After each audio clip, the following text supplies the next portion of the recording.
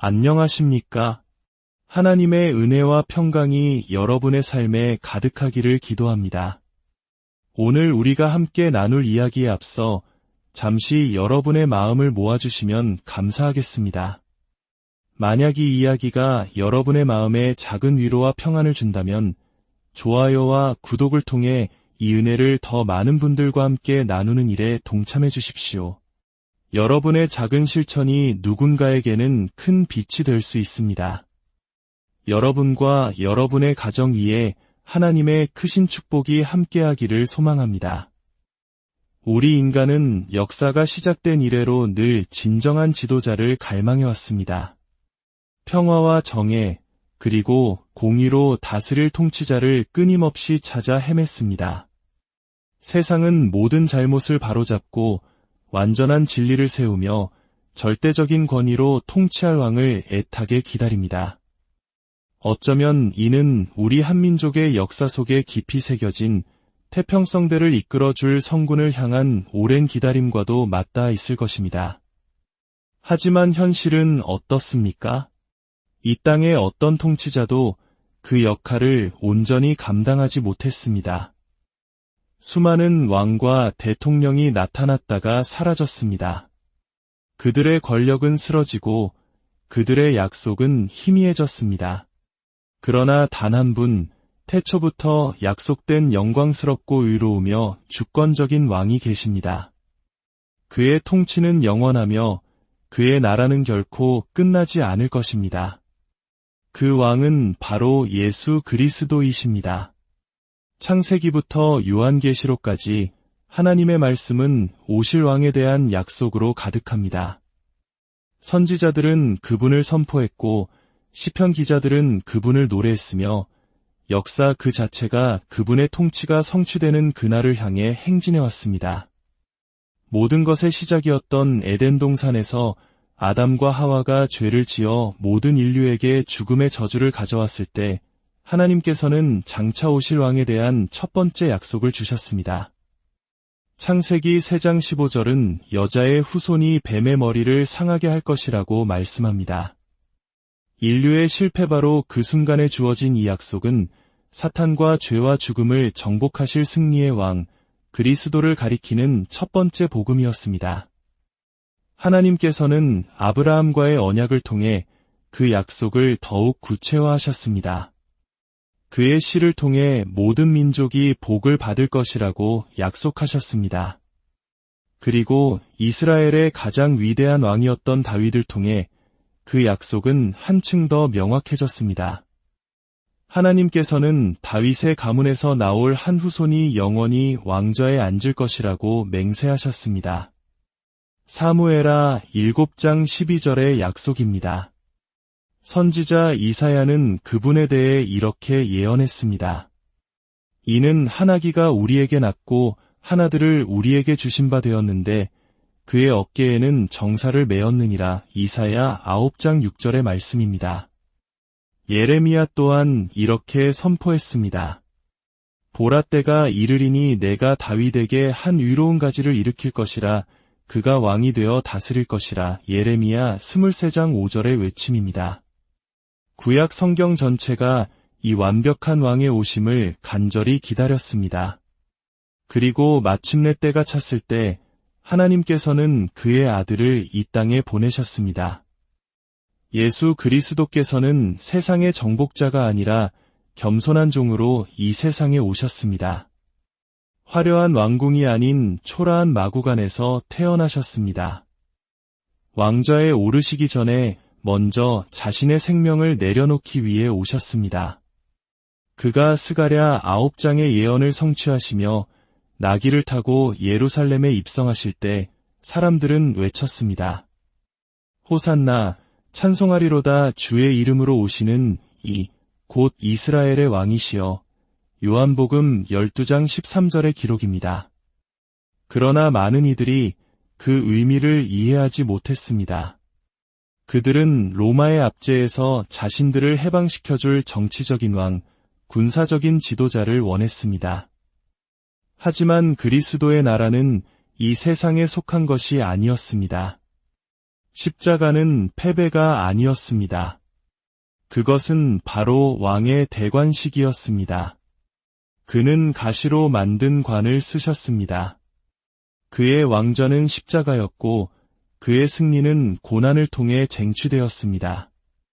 그의 죽음으로 자기 백성을 위한 구속을 이루셨고 그의 부활로 죽음과 무덤에 대한 절대적인 권위를 증명하셨습니다. 그리고 이제 그는 하나님 아버지의 우편에 앉아 다스리고 계시며 고난받는 종이 아니라 만왕의 왕이여 만주의 주로서 다시 오실 그 정해진 때를 기다리고 계십니다. 요한계시록 19장은 이 숨막히는 광경을 이렇게 묘사합니다. 보라 흰말이 있더라. 그 위에 탄 자의 이름은 충신과 진실이라. 그 옷과 그 다리에 이름을 쓴 것이 있으니 만왕의 왕이여 만주의 주라 하였더라. 이분이 바로 약속된 왕 예수 그리스도이십니다. 그는 열방을 심판하고 그의 의로운 나라를 세우며 정의와 영광으로 영원히 통치하기 위해 다시 오실 것입니다. 그렇다면 이 사실이 오늘을 살아가는 우리에게 무엇을 의미할까요? 이는 모든 무릎이 그분 앞에 꿇게 될 것임을 의미합니다. 지금 기쁨으로 순종하며 꿇든지 아니면 나중에 두려움 속에 심판을 받으며 꿇든지 말입니다. 이는 오직 그분만이 우리의 예배와 충성과 순종을 받으시기에 합당한 분임을 의미합니다. 이는 하나님의 모든 약속이 그분 안에서 예가 됨을 의미합니다. 그는 예언의 성취여 영광의 왕이며 그를 믿는 모든 자의 구원자이십니다. 사랑하는 성도 여러분, 이 세상의 일시적인 통치자들에게 속지 마십시오. 정치 체제나 인간 지도자 또는 순식간에 사라질 권력에 소망을 두지 마십시오. 진정한 왕은 이미 오셨고 다시 오실 것입니다. 그분 앞에 무릎 꿇으십시오. 그분을 신뢰하고 그의 이름을 선포하십시오. 예수님은 약속된 왕이시며 그의 통치는 끝이 없을 것이기 때문입니다. 성경의 첫 장부터 오실 왕에 대한 약속은 구속 역사의 이야기 전체에 걸쳐 정교하게 짜여 있습니다. 구약은 단순히 단절된 이야기들의 모음집이거나 이스라엘의 여정에 대한 역사적 기록이 아닙니다. 그것은 완전한 의로움으로 다스릴 한 분의 정체성을 점진적으로 드러내는 신성한 계시입니다. 인류의 반역에도 불구하고 하나님께서는 타락으로 잃어버린 것을 회복시킬 왕을 세우시려는 그분의 주권적인 계획을 시작하셨습니다. 하나님께서 아브라함을 부르실 때 그를 큰 민족으로 만들겠다고 약속하셨을 뿐만 아니라 그의 씨를 통해 땅의 모든 민족이 복을 받을 것이라고 선언하셨습니다. 이것은 단순히 이스라엘의 왕이 아니라 모든 민족의 왕이 되실 그리스도를 가리키는 메시아적 약속입니다.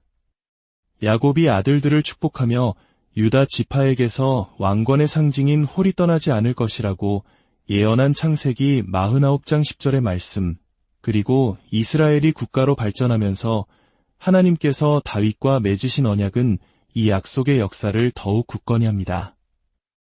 하나님께서는 다윗에게 그의 후손 중 한 명이 영원히 왕좌에 앉을 것이라고 약속하셨습니다.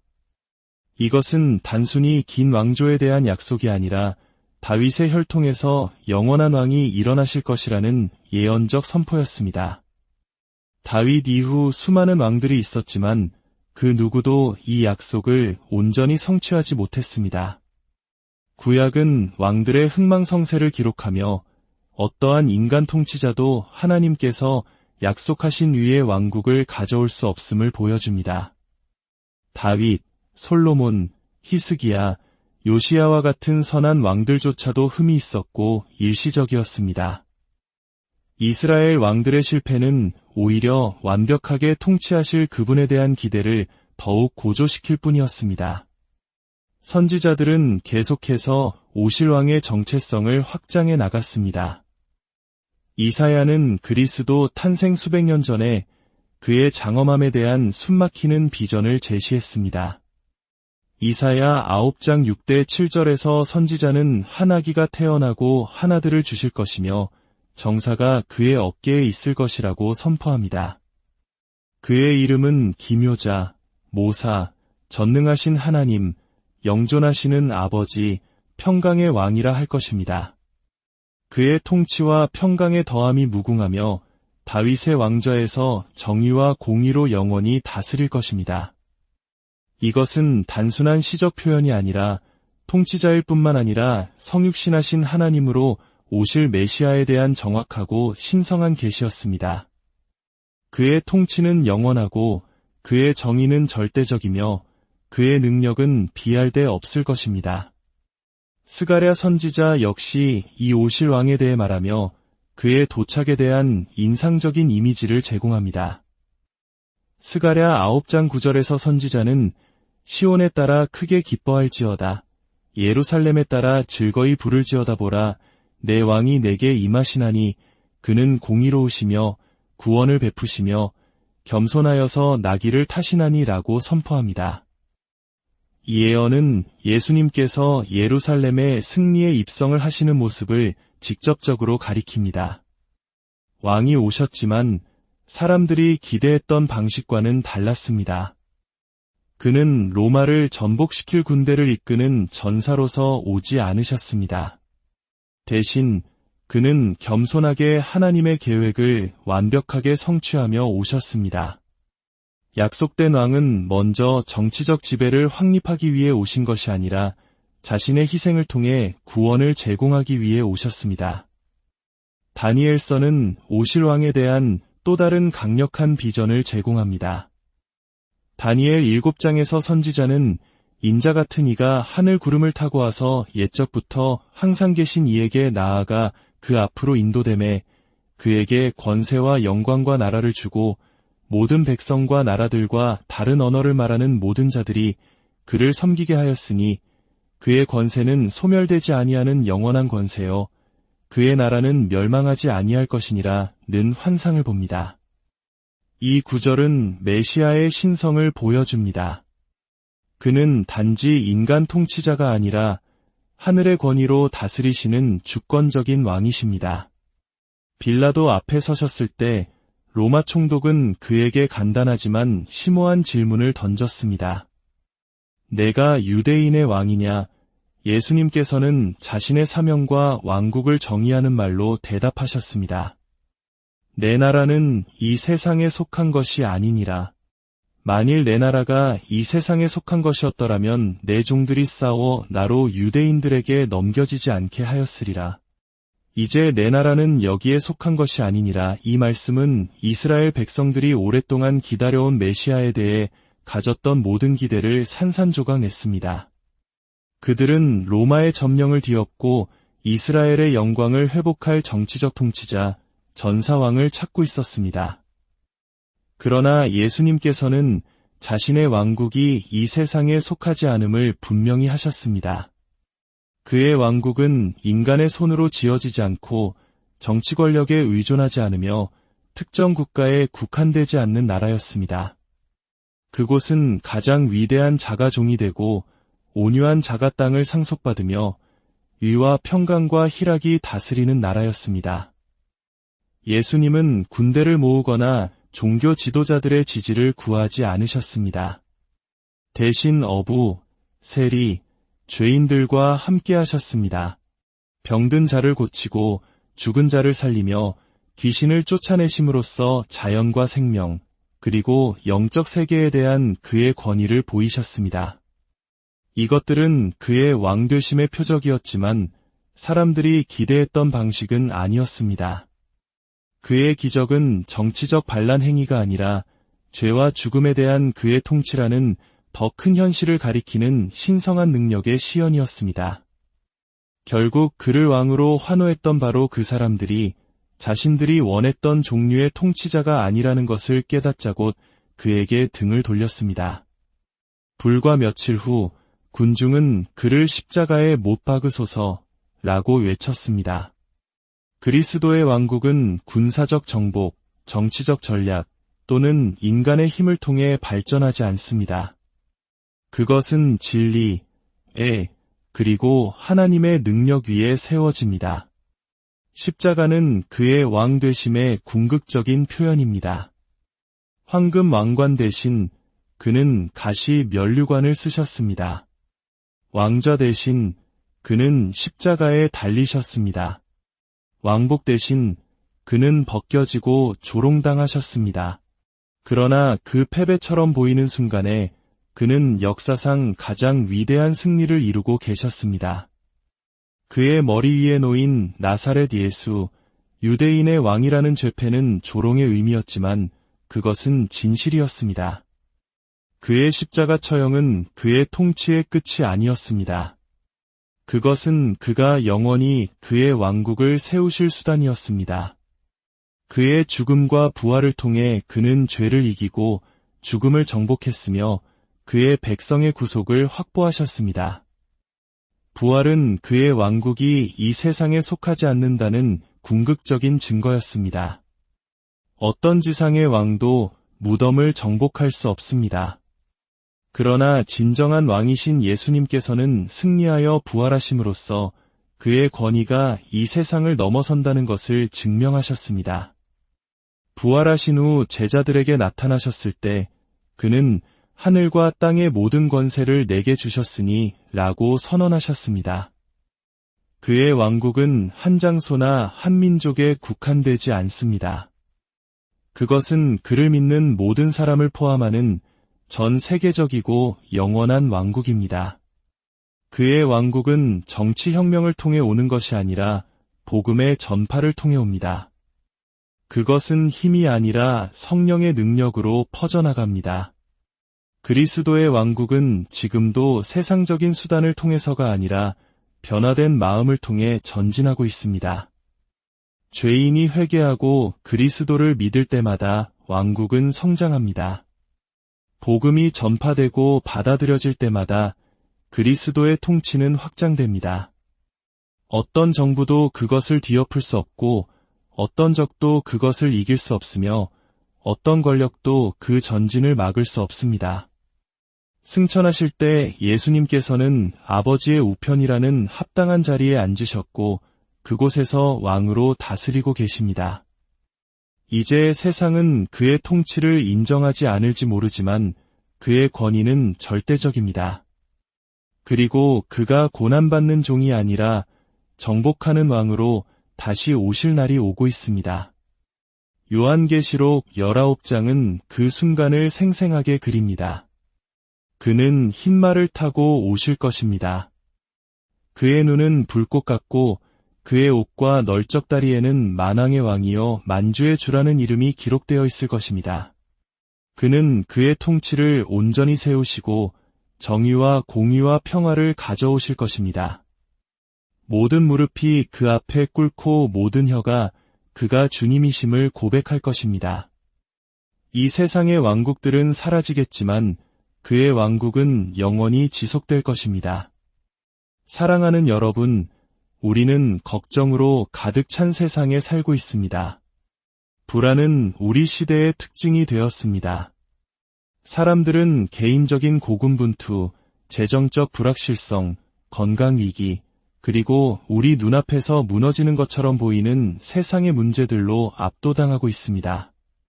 그러나 성경은 분명히 말합니다. 우리는 우리의 환경에 시선을 고정하도록 부름받지 않았습니다. 우리는 이생의 문제에 몰두하라고 명령받지 않았습니다. 우리는 믿음의 주요 또 온전하게 하시는 이인 예수를 바라보라고 부름받았습니다. 우리는 먼저 그의 나라와 그의 의를 구하라고 명령받았습니다. 그리하면 이 모든 것을 너희에게 더하시리라는 약속을 믿으라고 하십니다. 시련이 닥쳐올 때, 두려움과 절망에 압도당하고 싶을 때 하나님의 주권을 스스로에게 상기시켜야 합니다. 그분은 모든 것을 통제하고 계십니다. 그분은 다스리고 계십니다. 그분은 그를 사랑하는 자, 곧 그의 뜻대로 부르심을 입은 자들에게는 모든 것이 합력하여 선을 이루게 하십니다. 문제는 우리의 어려움이 너무 크다는 것이 아니라 하나님에 대한 우리의 시각이 너무 작다는 것입니다. 베드로가 물 위를 걸었을 때 그의 눈이 그리스도께 고정되어 있는 동안 그는 불가능한 일을 해냈습니다. 그러나 그가 구원자 대신 폭풍을 주목하는 순간 그는 가라앉기 시작했습니다. 이것은 우리 모두를 위한 교훈입니다. 무엇을 확대하느냐가 당신을 지배할 것입니다. 문제를 확대하면 문제가 당신을 압도할 것입니다. 그러나 당신의 하나님을 확대하면 모든 이해를 뛰어넘는 평강을 얻게 될 것입니다. 우리는 하나님의 말씀에 우리 자신을 몰입해야 합니다. 우리는 끊임없이 기도하며 우리의 염려를 그분께 맡겨야 합니다. 왜냐하면 그분께서 우리를 돌보시기 때문입니다. 그리고 우리는 무엇에든지 참되며 경건하며 오르며 순결하며 사랑받을 만하며 칭찬받을 만한 것들을 생각하도록 우리의 마음을 훈련해야 합니다. 여러분에게는 선택권이 있습니다. 이 세상의 문제에 잠식당하거나 아니면 당신의 하나님의 영광에 잠식당할 수 있습니다. 폭풍 속에서 가라앉거나 아니면 구원의 반석 위에 굳게 설 수 있습니다. 그러나 둘 다 할 수는 없습니다. 당신의 눈을 들어 예수님을 바라보십시오. 그분께 시선을 고정하십시오. 당신이 직면한 어떤 문제도 당신을 손에 붙들고 계신 하나님보다 크지 않다는 진리 안에서 안식하십시오. 그분을 신뢰하십시오. 그러면 그분은 결코 당신을 실망시키지 않으실 것입니다. 믿음과 두려움은 공존할 수 없습니다. 하나는 항상 다른 하나를 이겨냅니다. 두려움은 불확실성에 뿌리를 두고 있지만 믿음은 하나님이 모든 것을 통제하고 계시며 그분의 권위 밖에 있는 것은 아무것도 없으며 그분이 모든 것을 선하게 이루어 가신다는 확신에 안주합니다. 두려움은 만약에 라고 묻습니다. 믿음은 그럴지라도라고 고백합니다. 모든 신자는 자신의 신뢰를 어디에 둘 것인지 결정해야 합니다. 그 선택은 매일, 매 순간 이루어집니다. 두려움이 반응을 지시할 것인가? 아니면 믿음이 길을 인도할 것인가? 두려움에 지배되는 삶과 믿음에 의해 다스려지는 삶의 차이는 환경의 문제가 아니라 관점의 문제입니다. 두려움은 마비시키지만 믿음은 앞으로 나아가게 하며 하나님의 약속이 발생할 수 있는 어떤 장애물보다 더 크다는 것을 신뢰하게 합니다. 오늘 우리의 시선이 어디를 향하고 있는지 돌아봅시다. 우리의 마음을 짓누르는 폭풍입니까? 아니면 그 폭풍을 잠잠케 하시는 주님이십니까? 영원하신 왕, 예수 그리스도의 평강이 여러분 모두와 항상 함께하기를 기도합니다.